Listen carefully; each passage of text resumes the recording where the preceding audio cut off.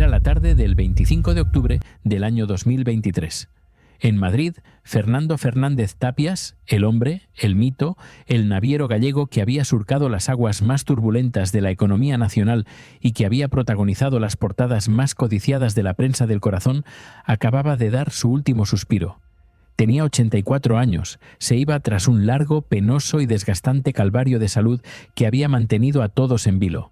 Pero su muerte, lejos de traer la paz que se le supone al descanso eterno, fue el detonante de una explosión nuclear en el seno de su propia familia. Para Nuria González, nuestra protagonista de esta historia y su fiel esposa durante más de 2 décadas, aquel instante exacto en que el corazón de su marido dejó de latir marcó el inicio de una realidad aterradora. Imagínate por un segundo estar en su piel. Acabas de perder a tu compañero de vida, al padre de tus hijos, a tu roca. Deberías tener derecho a derrumbarte, a llorar en una habitación oscura, a sentir el duelo. Pero Nuria no tuvo ese privilegio. Para ella, la muerte de Fernando marcó el comienzo de una soledad paradójica y cruel. Se encontraba absolutamente sola en su dolor más íntimo, pero al mismo tiempo estaba rodeada por un cerco invisible pero asfixiante de hostilidad. Un cerco que llevaba años fragándose en la sombra, alimentándose de rencores y silencios, y que ahora, con la muerte del patriarca, perdía su último dique de contención. Fernando era el muro que frenaba las aguas del odio, y al caer el muro, el tsunami estaba a punto de arrasar con todo. No se trataba únicamente de la pérdida física del ser amado, era el comienzo de una crónica anunciada de desgarro patrimonial y afectivo. Lo que se avecinaba no era una simple disputa por unos cuadros o unas cuentas bancarias. Era una guerra de sucesión despiadada que convertiría a esta viuda, que siempre intentó mantener la compostura, en la protagonista involuntaria de uno de los litigios más complejos, dolorosos y mediáticos de la historia reciente de España. Nuria sabía, mientras le cerraba los ojos a su marido, que la paz había terminado para siempre en esa casa. El estado alternativo de la paz fue el primer acto de esta tragedia griega. ¿Estás preparado para descubrir la verdad detrás de este drama familiar? Antes de continuar, déjame en comentarios desde dónde nos estás viendo. Me encantaría saber hasta dónde llegan nuestras historias. En las horas inmediatas al fallecimiento, el ambiente en aquel lugar distaba mucho del recogimiento respetuoso y sagrado que exige la muerte. Olvídate de la serenidad. Olvídate de los abrazos sinceros y el consuelo mutuo. Aunque públicamente se intentó mantener una fachada de civilidad, lanzando el mensaje de que no existían vetos para nadie que quisiera despedirse del empresario, la tensión era tan densa que se podía cortar con un cuchillo. Era una atmósfera irrespirable, cargada de electricidad estática, como si en cualquier rincón, entre coronas de flores y cafés amargos, pudiera saltar una chispa que lo incendiara todo. Nuria González llegó vestida de luto riguroso. Su figura, habitualmente elegante y discreta, se transformó esa tarde en un bloque de hielo, en una fortaleza inexpugnable. No estaba sola físicamente, claro. A sus lados, flanqueándola como 2 guardianes pretorianos, estaban sus 2 hijos, Iván y Alma. Estos 2 jóvenes eran los únicos vástagos nacidos de su matrimonio con el naviero. Eran la prueba viva de su amor y a la vez el objetivo a batir por el otro bando. Nuria se convirtió en ese momento en el muro de contención humano frente a la llegada inminente de la otra familia. Y cuando digo la otra familia, me refiero a los hijos mayores de Fernando: Fernando, Borja, Íñigo, Sandra y Juan Carlos. Los frutos de sus matrimonios anteriores con Victoria de la Riva y Juana García Curel. La llegada de los hijos mayores al tanatorio no fue un reencuentro familiar, fue el desembarco de un ejército enemigo en territorio hostil. Testigos presenciales de aquellas horas angustiosas, personas que estuvieron allí y vieron lo que las cámaras no captaron, relataron con horror cómo era el ambiente. Contaron cómo las miradas se cruzaban no con tristeza, sino con la violencia de dagas afiladas. No había compasión en esos ojos, había cuentas pendientes, había décadas de reproches mudos que ahora gritaban en silencio. Se dice, y esto es estremecedor, que el ambiente rozó el altercado físico en varias ocasiones. Imagina el nivel de odio y rencor acumulado necesario para estar a punto de llegar a las manos con el cuerpo de tu padre o de tu marido aún caliente en la sala contigua. Es una manifestación cruda, casi animal, de una fractura familiar que ya no tenía remedio. El dolor por la muerte había sido sustituido instantáneamente por la rabia de la herencia y el posicionamiento. Por supuesto, al ser quien era Fernando Fernández Tapias, el tanatorio se llenó de personalidades. Vimos llegar a figuras de altísimo perfil. Estaba allí Florentino Pérez, visiblemente afectado, acudiendo a despedir a su gran amigo y ex vicepresidente del Real Madrid. Vimos rostros conocidos y queridos como el del presentador Jesús Vázquez. Pero quiero que entiendas algo. Su presencia, por muy imponente que fuera, apenas servía para disimular el abismo insalvable que se había abierto bajo sus pies. Florentino, los empresarios, los famosos, todos eran mero espectadores de un drama que los superaba. Sus condolencias rebotaban contra un muro de frialdad. El abismo que separaba a la viuda de los hijos mayores era tan profundo y oscuro que nada podía llenarlo. Nuria, manteniendo esa compostura gélida que tanto se le ha criticado y alabado a partes iguales, sabía la verdad. Ella sabía, mientras recibía pésames vacíos y apretones de manos protocolarios, que aquellas coronas de flores inmensas y aquellos gestos de dolor eran solo el preludio. Era la ceremonia antes de la batalla real. Nuria era consciente de que el verdadero enfrentamiento no se libraría allí. Entre lágrimas fingidas y susurros, sabía que la guerra se trasladaría a los fríos y asépticos despachos de abogados, donde no hay lugar para los sentimientos, solo para las leyes y las cláusulas. El campo de batalla sería la memoria de su marido y, sobre todo, su voluntad final. Y aquí, querido espectador, es donde quiero que te detengas y reflexiones conmigo, porque esto nos toca a todos la fibra sensible. Viendo esta escena dantesca en un tanatorio, con una familia dividida por el odio y el dinero frente a un ataúd, te pregunto, ¿crees que el dinero y las herencias son capaces de pudrir el amor de una familia hasta estos extremos? ¿O piensas que estos odios nacen de la falta de cariño y atención durante la vida y el dinero es solo la excusa final para hacerse daño? Por favor, quiero leer tu opinión en los comentarios, porque lo que vamos a contar a continuación te helará la sangre. Si te está resultando impactante este inicio, no olvides suscribirte al canal Olor a Farándula para no perderte ningún detalle de estas fascinantes y a menudo crueles historias. Tras los funerales, el tiempo pareció suspenderse brevemente. Fue una calma tensa, extraña, como cuando el mar se retira antes de golpear con un tsunami. Los días pasaban lentos, cargados de incertidumbre. Todo el mundo esperaba un solo momento: la lectura del testamento. Ese documento sagrado que actuaría como el verdadero detonante del conflicto, la llave que abriría la caja de los truenos. Cuando finalmente llegó el día y se abrieron las últimas voluntades de Fernando Fernández Tapias, la confirmación de los rumores cayó como una losa de hormigón armado sobre la rama mayor de la familia. No fue una sorpresa, pero sí fue un golpe mortal. El empresario, en un acto de autoridad final desde el más allá, había decidido desheredar a sus 5 hijos mayores. Quiero que entiendas la magnitud de esto. No estamos hablando de que les dejara menos dinero. No se trataba de una simple omisión o de un reparto desigual donde unos reciben más que otros. No, estamos hablando de una desheredación formal, explícita y contundente. Una decisión amparada legalmente en el artículo 853 del Código Civil. Fernando Fernández Tapias no solo les cerró el grifo del dinero, les cerró la puerta de su vida y de su legado. Y lo hizo alegando una causa tan dolorosa como difícil de probar jurídicamente. Una causa que mancharía el honor de sus hijos para siempre. El maltrato psicológico y las injurias graves. Al plasmar esto en su testamento, el naviero establecía una narrativa oficial devastadora.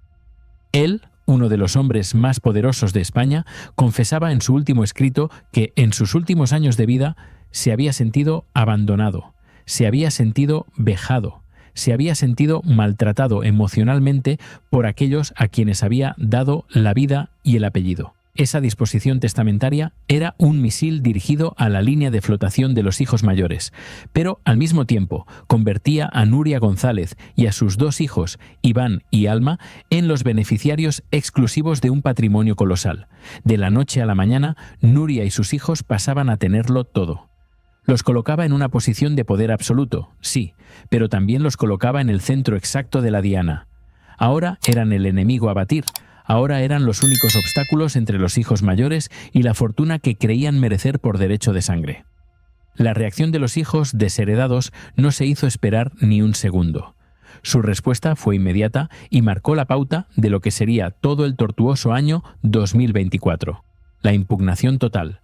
No iban a aceptar ser borrados de la historia de su padre sin pelear. Asesorados por letrados especialistas en derecho sucesorio, auténticos tiburones de los tribunales, los hijos mayores armaron su estrategia. Su argumento principal era tan cruel como necesario para sus intereses. Dijeron que su padre no estaba bien, argumentaron que Fernando Fernández Tapias no estaba en plenas facultades mentales, que no tenía lo que la ley llama cabal juicio cuando redactó ese testamento final que los expulsaba del legado. Básicamente estaban diciendo ante el mundo que su padre había perdido la cabeza y que su última voluntad no era válida. Su estrategia legal era retorcida y dolorosa. Se basaba en recordar y sacar a la luz el proceso de incapacitación parcial que ellos mismos habían instado en el año 2021. Aquel fue un episodio judicial doloroso, una herida abierta en la familia. Según la versión de los hijos, ellos iniciaron ese proceso para proteger al patriarca, para evitar que tomara decisiones erráticas que pusieran en peligro su patrimonio. Lo vendieron como un acto de amor y protección. Pero Fernando no lo vivió así. El naviero vivió aquel intento de incapacitación como una traición imperdonable. Sintió que sus propios hijos querían anularlo, apartarlo, tratarlo como a un mueble viejo. Y a la postre, ese dolor fue lo que cementó su decisión de desheredarlos. Sin embargo, ahora los abogados de los hijos le daban la vuelta a la tortilla con una habilidad maquiavélica. Señalaron que, irónicamente, en aquel juicio del año 2021, el empresario se había mostrado afectuoso con ellos a pesar de sus lagunas de memoria. Utilizaron esa contradicción, ese cariño residual de un padre, para sugerir algo muy oscuro. Sugirieron que la posterior desheredación no fue un acto de voluntad libre de Fernando. Insinuaron que fue fruto de la manipulación, de la influencia indebida. ¿De quién? De una tercera persona, y esa persona tenía nombre y apellidos: Nuria González. Así fue como se construyó la leyenda negra. En cuestión de semanas, la viuda pasó de ser la cuidadora leal, la mujer que sostuvo la mano de su marido hasta el último aliento, a ser una sospechosa a ojos de sus hijastros y de parte de la opinión pública que ellos alimentaban. Nuria se convirtió en la villana de la película. La acusaban, sin decirlo abiertamente, pero dejándolo caer en cada escrito legal, de haber orquestado el aislamiento final del magnate, de haberle susurrado veneno al oído para asegurar el patrimonio exclusivamente para su propia descendencia. Durante todo el largo y agónico año 2024, mientras los abogados se intercambiaban burofaxes amenazantes y preparaban las demandas más duras, Nuria González tomó una decisión drástica. Optó por un perfil bajo. Se volvió casi invisible, un fantasma en su propia vida.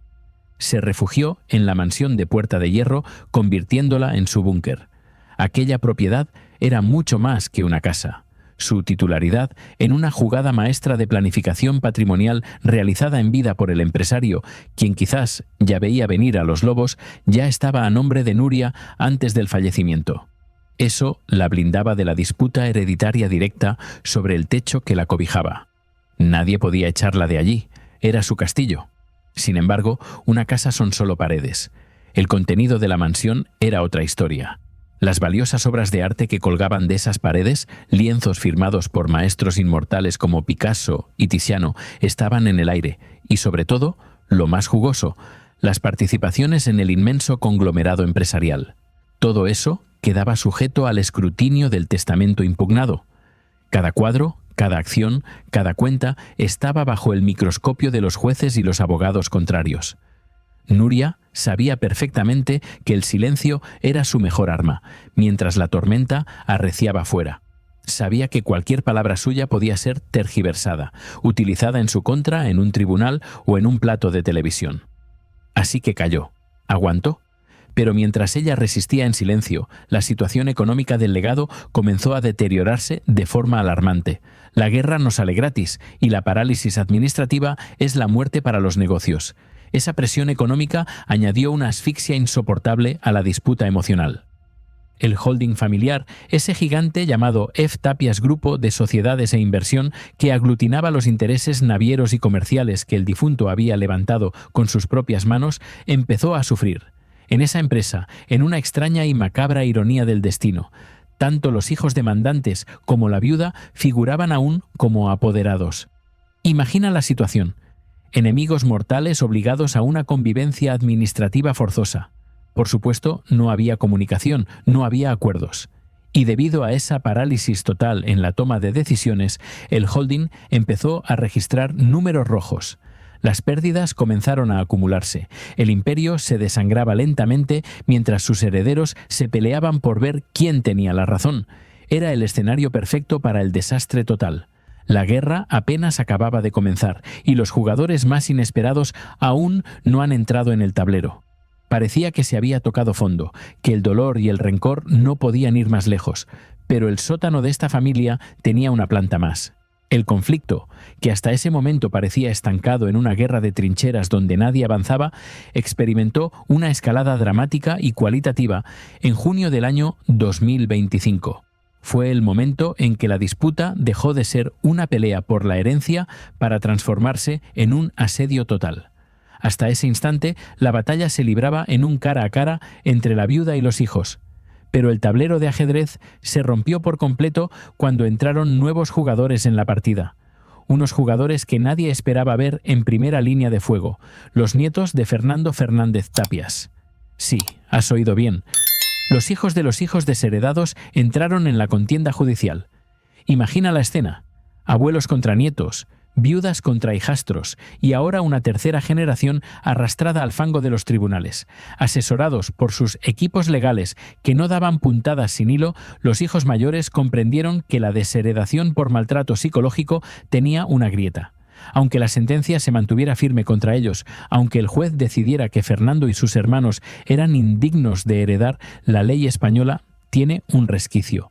La representación. La ley protege a la sangre, protege a los descendientes.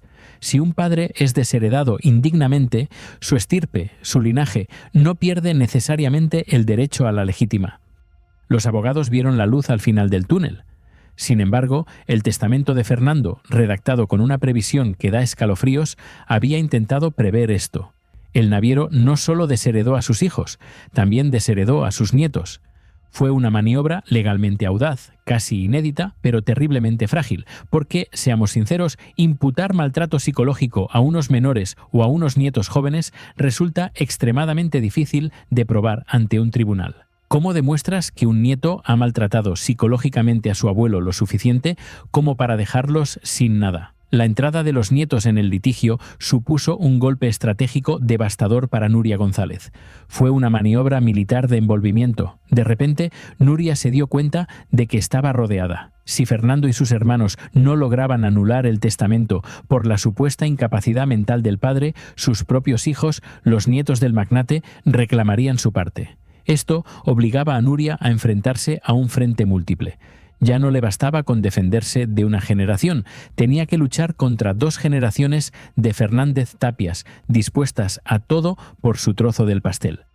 La prensa, siempre hambrienta de drama, comenzó a hablar de un cerco judicial a la viuda. Los titulares sobre la guerra familiar se multiplicaron en los kioscos y en los programas de televisión, exponiendo a Nuria a un escrutinio público feroz, que ella siempre, durante toda su vida, había intentado evitar a toda costa. Se publicaban detalles escabrosos sobre la estrategia de los nietos, sobre la posible nulidad de esa cláusula de desheredación hacia ellos. Se decía que esto podría obligar a Nuria a liquidar activos, a vender propiedades, a deshacerse de joyas para pagar las legítimas de los nietos. Todo esto ponía en riesgo la integridad del patrimonio que ella intentaba proteger con uñas y dientes para sus hijos, Iván y Alma. Fue en este punto de máxima presión, cuando la narrativa mediática amenazaba con devorar su reputación, su historia y su privacidad, cuando Nuria González decidió que ya había tenido suficiente. Harta del acoso, harta de las especulaciones sobre la intimidad de su matrimonio, harta de la ventilación pública de informes médicos y rencillas familiares. El 27 de junio del año 2025, la viuda rompió su silencio estratégico. Pero no lo hizo sentándose en un plato de televisión a llorar. No, lo hizo emitiendo un comunicado urgente. El texto estaba redactado con la precisión y la frialdad del acero quirúrgico. No era una nota de prensa al uso para quedar bien. Era una advertencia legal en toda regla. Era una amenaza velada y directa, invocando el artículo 20.4 de la Constitución española, que establece los límites de la libertad de expresión frente al respeto a los derechos al honor, la intimidad y la propia imagen. Nuria denunció la vulneración sistemática de sus derechos fundamentales, viéndose de nuevo vulnerada y anunciando que será protegida en cuantas ocasiones lo requiera, rezaba el comunicado. Esas palabras eran un aviso a navegantes. La viuda dejaba de ser un sujeto pasivo, dejaba de ser la víctima que aguanta los golpes en silencio, para convertirse en una actora dispuesta a demandar, a querellarse y a perseguir a quien cruzara la línea roja de su intimidad. Este cambio de estrategia evidenciaba que la guerra había trascendido lo meramente económico. Ya no era solo por dinero. Se había convertido en una lucha encarnizada por el relato, por la verdad y por la dignidad de su nombre. Sin embargo, el destino, con su inagotable y macabra capacidad para la ironía, tenía reservado un nuevo frente de batalla para Nuria. Y este nuevo ataque no provenía de los juzgados, ni de los abogados, ni de los hijos de su marido. Venía del lugar donde más duele, del pasado sentimental de Fernando, del fantasma de un amor antiguo que se negaba a morir. En septiembre del año 2025, apenas unos meses después de su contundente comunicado legal, Mar Flores, la famosa modelo y antigua pareja de Fernández Tapias en los años 90, decidió que era el momento de hablar. Mar Flores publicó sus memorias tituladas Mar en calma. El título era poético, pero el contenido fue un huracán. Lo que podría haber sido una simple anécdota literaria del papel cuché se convirtió en una bomba de racismo que golpeó directamente la línea de flotación emocional de la viuda. En el libro, Mar Flores no se limitaba a narrar su romance de juventud con el naviero. Iba mucho más allá. Desvelaba una relación de amistad que, según ella, perduró en el tiempo hasta el final de los días de Fernando. Pero lo más dañino no fue eso. Lo que realmente dolió fue que insinuaba, con una sutileza venenosa y letal, que Nuria González había vivido atormentada por los celos y la inseguridad durante su matrimonio. Quizás su miedo era que yo volviera con Fernando, escribió Flores en sus páginas. Esa frase resonó en toda España. Mar estaba sugiriendo que Nuria había erigido muros, que había aislado al empresario no por salud, sino para protegerse de sus miedos, para evitar que él, el gran amor de su vida, retomara el contacto con su antigua amante. Estas declaraciones tuvieron un efecto corrosivo, casi ácido, en la imagen pública de Nuria. De repente, la narrativa cambiaba por completo. Ya no era solo la viuda estoica que luchaba por la herencia de sus hijos frente a unos hijastros ambiciosos y crueles. Ahora, a través de la pluma de Mar Flores, se la presentaba como una mujer insegura, celosa y controladora. Una mujer que había secuestrado emocionalmente a su marido por temor a perderlo frente a otra. El relato de las memorias reabrió viejas heridas que parecían cicatrizadas y generó un ruido mediático ensordecedor. Se llegó a especular, y escucha esto porque es el colmo del drama, con que Mar y Fernando se habían reunido en secreto en el hospital poco antes de la muerte del empresario para despedirse. Se rumoreaba un último adiós a espaldas de la esposa, una afirmación que, de ser cierta, dinamitaría por completo la imagen de control total y devoción exclusiva que se le atribuía a Nuria. Si Fernando buscó a Mar en su lecho de muerte, ¿en qué lugar dejaba eso a Nuria? ¿A quién necesito? Tengo una pregunta muy seria que hacerte, porque esto define la moralidad de nuestra sociedad, viendo cómo una expareja saca un libro revelando secretos justo cuando el protagonista acaba de morir y no puede defenderse ni dar su versión. Te pregunto, ¿te parece lícito y moralmente aceptable vender intimidades de un difunto por dinero y fama, aprovechando el duelo de la familia? ¿O crees que hay secretos que deberían irse a la tumba por respeto a los que quedan vivos sufriendo? Déjame tu opinión sincera en los comentarios, porque el debate está ardiendo en las redes. Si te ha impactado este giro de los acontecimientos, considera suscribirte a Olor a Farándula para no perderte las continuaciones de esta historia y muchas otras. La prensa del corazón, como tiburones que huelen sangre en el agua, se lanzó a la caza de una reacción de Nuria. Esperaban un desmentido furioso, un ataque de ira, una demanda inmediata. Querían verla perder los papeles, pero Nuria, fiel a su estilo de dientes apretados, respondió con una puesta en escena de indiferencia aristocrática magistral. Días después de la publicación del libro, sabiendo que todas las cámaras la buscaban, se dejó ver. Salió de un restaurante de lujo en Madrid, impecablemente vestida, con la cabeza alta. Sonrió a las cámaras, pero mantuvo los labios sellados como una tumba ante las preguntas sobre el libro. Su silencio absoluto ante los micrófonos fue interpretado por los expertos como un gesto de desprecio supremo. Era una forma elegante y brutal de decir que ella, la esposa legítima, la madre de sus herederos, la mujer que estuvo a los pies de la cama hasta el final, no iba a descender al barro a debatir con los fantasmas del pasado de su marido. Su silencio gritaba: «Yo soy la señora Fernández Tapias y tú solo eres un recuerdo». La viuda ha resistido el ataque de los hijos, de los nietos y de la examante. Pero el verdadero peligro ya no son las personas, sino los números y la justicia. El imperio se hunde y la sentencia final se acerca. A medida que el calendario avanzaba y las hojas del otoño del año 2025 comenzaban a caer, la situación de Nuria González dejaba de parecerse a una batalla por la dignidad para asemejarse cada vez más a la desesperada maniobra de una capitana intentando mantener a flote un barco en medio de un ciclón perfecto. Si pensabas que lo peor había pasado con los libros y los insultos, te equivocabas. El verdadero terror, el que quita el sueño por las noches, tiene forma de números rojos y sentencias judiciales.